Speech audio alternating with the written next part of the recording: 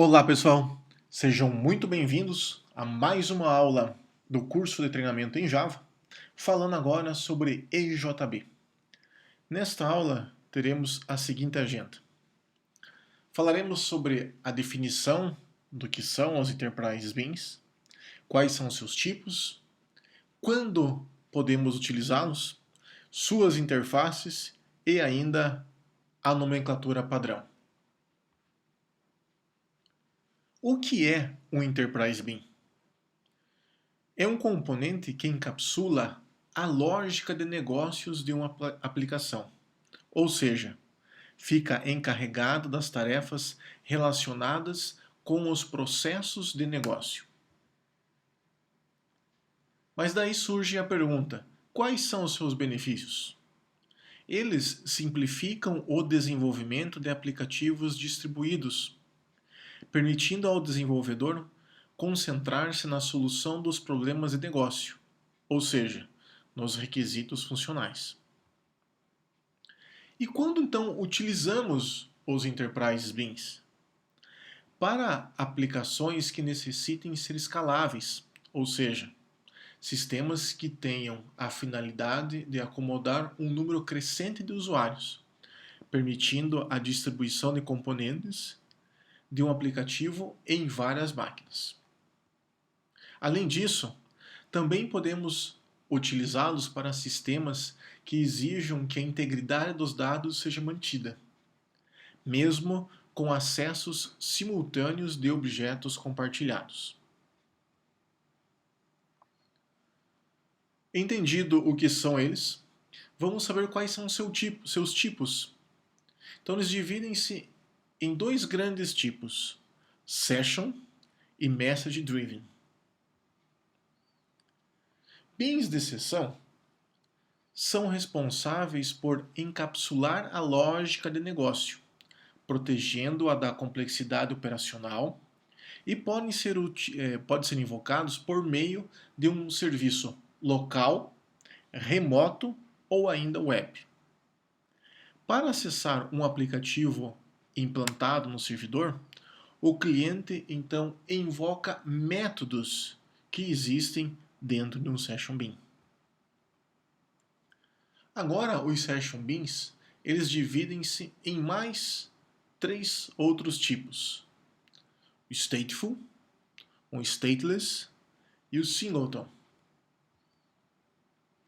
Um Bean Stateful é um Bean de sessão com estado. É um tipo de Enterprise Bean que preserva o estado de conversação com o cliente. O EJB Container cria um Bean de sessão stateful separado para processar cada solicitação do cliente. Assim que o escopo de solicitação for concluído, o Bean de sessão com suporte será destruído. Ele permite que os dados possam ser mantidos em diferentes requisições. Um exemplo disso, em Java, é o HTTP Session. Eles são então utilizados quando há necessidade de manter-se um estado de conversação com o cliente. O cliente executa operações, o BIM mantém esse estado das requisições que foram executadas e, à medida com que o cliente for solicitando, se estabelece esse mecanismo de conversação até que o cliente não deseje mais ou ainda chegue ao final do seu processamento ou do seu ciclo. Então, quando utilizamos ele? Quando representa a interação entre ele e um cliente específico. Quando precisa-se armazenar informações sobre o cliente através de invocações de métodos.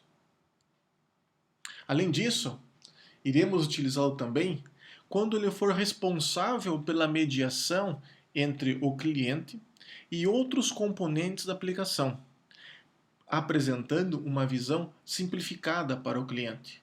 Então, o cliente não tem a necessidade de realizar toda a mediação, isso fica responsável por este tipo de componente. Além disso, quando necessitamos gerenciar o fluxo de trabalho de vários Enterprise Beans. Segundo tipo, stateless. Stateless é um bean de exceção, como o próprio nome dele já diz, sem estado. É um tipo de Enterprise Bean que normalmente é usado para fazer operações independentes. E como o seu próprio nome já diz, não tem nenhum estado de cliente associado, mas pode preservar o estado da instância. O JB Container normalmente cria um conjunto de objetos e os utiliza para processar a solicitação do cliente. Ou seja, ele possui um pool de objetos que ficam disponíveis a cada nova solicitação. O exemplo de um mecanismo stateless é necessariamente um protocolo de internet que é o IP. Quando utilizaremos um bean sem estado? Então, quando o estado do bean não tem a necessidade de apresentar dados para um cliente específico. Também quando o bean executa uma tarefa genérica para todos os clientes. E além disso ainda, quando o bean implementa um serviço web. Singleton Session Beans. Um bean de sessão singleton é instanciado uma única vez por aplicação, existindo ao longo de todo o seu ciclo de vida. São projetos para circunstâncias onde uma única instância é compartilhada e acessada simultaneamente pelos clientes. Oferecem funcionalidade semelhante aos beans stateless, mas diferem-se deles, pois há apenas um bean de sessão singleton por aplicação. Os beans de sessão singleton mantêm-se ao estado entre as invocações de clientes, mas não são obrigados a manter o seu estado em falhas do servidor ou desligamentos. Aplicações que usam o EJB Singleton podem especificar que este seja instanciado na inicialização da aplicação, o que permite a execução de diversas tarefas de inicialização. Segundo tipo de EJB, Message Driven Bean. Um bean controlado por mensagem é um tipo de bean corporativo que é invocado pelo container JB, quando ele recebe uma mensagem de uma fila ou ainda de um tópico. É utilizado para executar tarefas de forma assíncrona, e este tipo de bean normalmente age como um listener de mensagens JMS. Então, quais são as características de um MDB? Eles podem ser executados após a recepção da mensagem, são invocados assincronamente, geralmente possuem um ciclo de vida curto, podem ser transacionados e ainda não mantêm estados. Agora podemos perceber algumas diferenças e semelhanças entre um MDB e um Session Bean. Um MDB ele é semelhante a um Session Beans stateless, pois não retém estado de conversação com o cliente. Além disso, todas as instâncias do MDB são equivalentes, permitindo ao container JB atribuir uma mensagem a qualquer instância do bean. Além disso, permite que fluxos de mensagem sejam processados simultaneamente. E um único bean controlado por mensagem pode processar mensagens de vários clientes. Então, quando que nós devemos de usar um MDB? Então, este tipo de bean, ele geralmente é utilizado de forma assíncrona e para sistemas que exijam uma grande capacidade de processamento além de terem necessidades de processamento distribuído. Mas e agora? Como fazemos o acesso aos Enterprise Beans? Então, um Session Bean pode ser acessado por meio dos métodos definidos na sua interface, ou ainda através de métodos públicos de uma classe que não tenham uma interface definida explicitamente. Sendo que todos os outros aspectos de um EJB, implementações de um método e configurações, estão ocultos ao cliente. Isto permite que os EJBs sofram mudanças internas, sem afetar os clientes. Por exemplo, se você alterar a implementação de um método do BIM, não será necessário alterar o código do cliente. Contudo, se alterar as definições de um método nas interfaces, você pode ter que modificar o código do cliente também. Portanto, é importante que você projete cuidadosamente as interfaces e as visualizações sem interface, para isolar os seus clientes de possíveis alterações. O cliente de um BIM obtém a referência a uma instância por meio de injeção de dependência. E essa injeção pode ser feita de duas maneiras, ou através de anotações na própria linguagem de programação, ou ainda através de uma busca JNDI, ou seja, fazendo lookup através de um namespace do objeto. Então, a injeção de dependência é a maneira mais simples de obter esta referência. Assim, os clientes de EJBs são executados em um ambiente gerenciado por um servidor J2EE e que suporta a injeção de dependência, pode ser utilizado somente a anotação EJB para obter a instância desse BIM. Quando fazemos a busca por um JNDI, há três maneiras que nós poderemos fazer. A primeira, que está logo aqui abaixo do slide, é uma maneira global, ou seja, é a maneira com que nós fazemos a busca por BIMs remotos, que não estejam na virtual machine em que estamos trabalhando. Então, a nomenclatura dele, a busca por este BIM, será feita da seguinte forma. Primeiro, dando o nome da aplicação, na sequência o nome do módulo e aí sim o nome do BIM. A segunda maneira, ela é usada para fazer a busca de BIMs locais dentro de um mesmo módulo.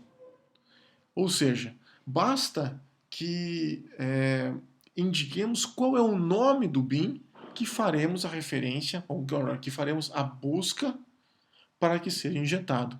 E ainda, a última maneira, ela é usada para procurar BIMs em locais empacotados dentro do mesmo aplicativo. Ou seja, um BIM é empacotado dentro de um arquivo EAR contendo vários módulos. Dessa maneira, basta que nós indiquemos para a aplicação o nome do módulo e, na sequência, o nome do BIM que está sendo buscado. Um exemplo de uma busca JNDI, que é bastante simples, criamos uma variável. Por exemplo, aqui nós vamos criar uma variável chamada de example, da classe exampleLocal, né? E vamos chamar o contexto de inicialização através do método do lookup, que nós iremos buscar então este BIM, chamado de exampleLocal, que fica reservado em um pool em um determinado servidor, e este objeto será inserido, ou melhor, será referenciado pela variável example.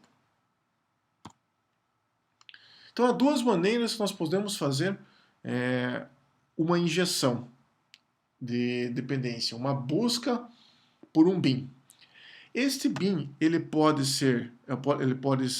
estar local ou ele pode estar remoto.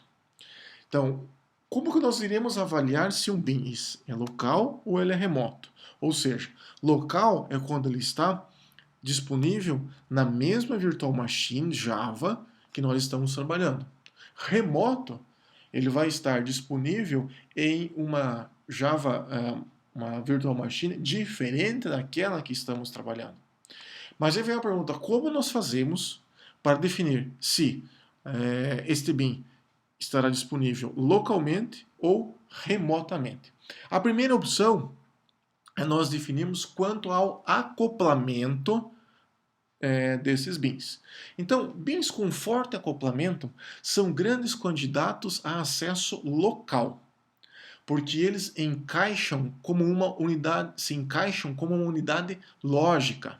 Eles normalmente chamam uns aos outros, muitas vezes, e se beneficiam com o aumento do desempenho que é possível com este acesso local. Temos que definir também uma outra possibilidade, é o tipo de cliente. Qual é o tipo de cliente que estará acessando os nossos BIMs? Então, ele deve permitir o acesso remoto quando um cliente acessa BIMs através de outras aplicações. Então, em um ambiente de produção, estes clientes quase sempre funcionam em máquinas diferentes daquelas nas quais o servidor está sendo executado. Então, nessa questão, necessariamente, nós teremos que deixar estes BIMs para acesso remoto. Outra opção que temos que analisar é quanto à distribuição dos componentes. Os aplicativos J2E são escaláveis, porque seus componentes ao lado do servidor podem ser distribuídos em várias máquinas. Em uma aplicação distribuída, o servidor em que os componentes web são executados pode não ser aquele que os BIMs corporativos são acessados ou são implantados. Nesse cenário distribuído, os EJBs devem permitir o acesso remoto. O desempenho é uma outra variável que devemos analisar. Então, devido a fatores como latência de rede, as chamadas remotas podem ser mais lentas do que as chamadas locais. Por outro lado, se você distribuir componentes entre servidores diferentes, poderemos melhorar o desempenho da aplicação. Ambas afirmações são generalizações, pois o desempenho pode variar em diferentes ambientes operacionais. Por meio dessa figura, é possível deixar mais claro como funciona o acesso tanto de um EJB local quanto de um JB remoto. Na imagem central, só selecionar aqui a caneta, na imagem central que aqui nós temos, mostra uma aplicação dividida em camadas, contendo uma camada de apresentação, uma camada de aplicação lógica e ainda o acesso ao banco de dados. Aqui nós temos um JCP, um JCF, Service, seja lá qual seja essa camada de view. Ela está, se ela necessariamente instanciar, se ela chamar um objeto, um BIM, que seja um EJB, ele estará fazendo uma chamada local.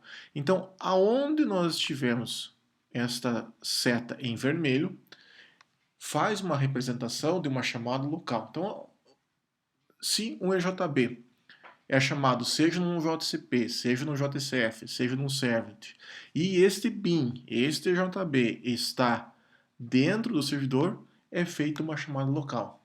Mesmo também que haja um segundo EJB e esse EJB faça uma chamada a um JB-A. Essa chamada também é uma chamada local.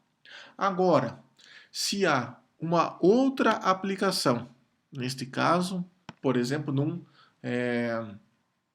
numa aplicação desktop, tá? Há um computador, ele está isolado em outra rede, por exemplo. Tá? Ele faz uma chamada remota ao JB, faz uma chamada a partir de uma outra virtual machine. Isto é considerado uma chamada remota. Ele vai fazer através de uma chamada RMI. Então, está representado com a linha azul. Então, nessa figura, fica fácil determinar quando é uma chamada remota, quando um cliente faz uma chamada remota e quando um cliente faz uma chamada local. Mas então, como fazemos isso? Tá? Como que nós determinamos que um EJB ele é local ou é remoto?